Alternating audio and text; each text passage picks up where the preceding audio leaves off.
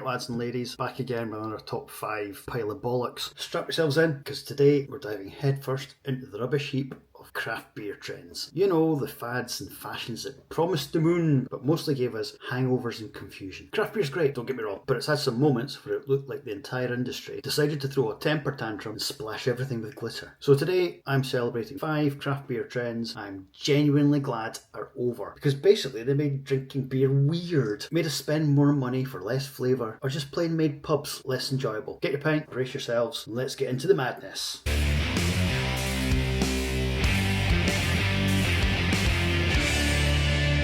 Hazy IPAs everywhere. First up, and this one's a biggie, the hazy IPA. Remember back when hazy IPAs were like a breath of fresh air? They burst onto the scene with their juicy tropical fruit flavours and that, ooh, looks like orange juice vibe. At first people loved it. It was new, it was exciting and tasted, well, at least different from your usual bitter, piney IPAs. But then the floodgates opened. Suddenly, every brewery had to have a hazy IPA, whether they knew what they were doing or not. You walk into a bottle shop and it's like walking through a cloudy orange mist. You can't see the bottom of the glass, and good luck finding anything resembling subtlety or balance. And what's with the smoothie texture? I don't want my pint to be a breakfast replacement or something I need a spoon for. I just want to drink my beer, not eat it with a straw. Plus, this trend completely pushed classic, proper IPAs and bitters back into the shadows, which is criminal because there's so much craftsmanship out there. I'm glad that the haze craze is finally cooling off, because enough is enough. I don't want to spend my evenings drinking cloudy murky juice when I'm after a proper pint. Gimmick beers. Right, trend number 2. By gimmick I mean those beers that sound like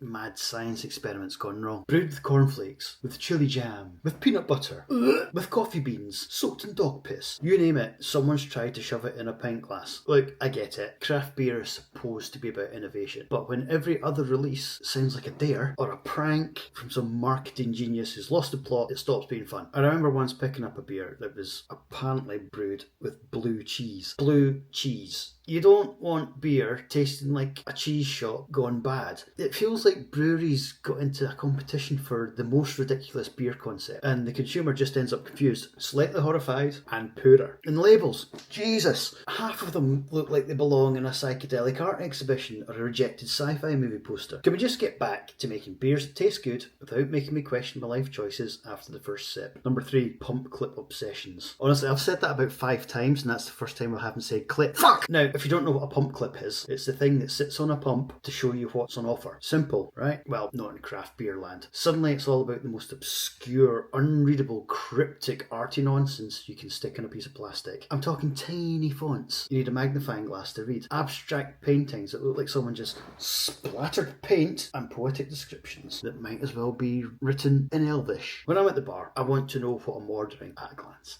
not feel like I'm trying to solve the fucking cryptic crossword. And the names? Well, sometimes it feels like you need a degree in creative writing just to say what beer you want. Labels are important. They help sell beer, make it memorable, give it a vibe. But if you have to spend 5 minutes decoding what it is, it's lost the plot. I'm all for creativity, but don't forget the basics. Make it readable, make it clear, and maybe make it look like something you'd actually want to drink. What the hell am I doing with my hands? Number 4, cans everywhere. Cans, and more cans. Look, I'm not knocking cans entirely. They're lighter, easier to transport, and better for the planet in a lot of ways, and festivals love them. But it's like we've swung so far the other way that if you want a proper pint, you better hope it's poured out a tap. There's something about the ritual of drinking from a pint glass that cans just cannot replace. You can't get the same mouthfeel, the same aroma, the same experience. Can't believe I said fucking mouthfeel. And don't get me started on prices. A £5 330ml can? What's that? Petrol prices or beer prices? I get it, craft beer ain't cheap, but it feels like some breweries are charging for the branding, can design, rather than the actual beer. So yeah, cans are here to stay, but don't pretend it's the same as a fresh, cold pint out of a glass. And last, but by no means least, number 5, excessive hopping. Back in the day, a well-hopped beer was balanced. Hops gave bitterness, aroma, and character without turning the whole thing into a pine forest in your mouth. Now,